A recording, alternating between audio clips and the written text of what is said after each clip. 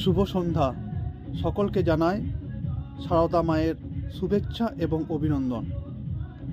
আমার নিজে রচিত একটি কবিতা পাঠ করে আপনাদেরকে শোনাচ্ছি।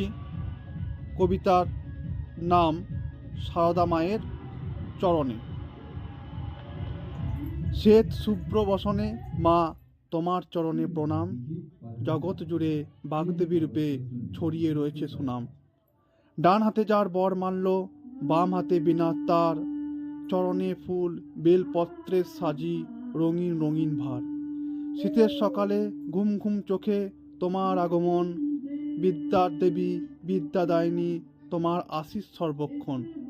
তোমার আগমন গমের শীষে মাঠে সরষার ফুলে, আমের মুকুল জামের মুকুল খুশিতে ওঠে ডোলে।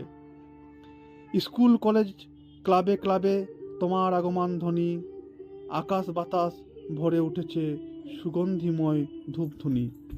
মণ্ডপে আজ সারদা মাতা হংসবাহিনীর সাজে, ফুলের মালা আলপনাতে ব্যস্ত সবাই কাজে কাজে।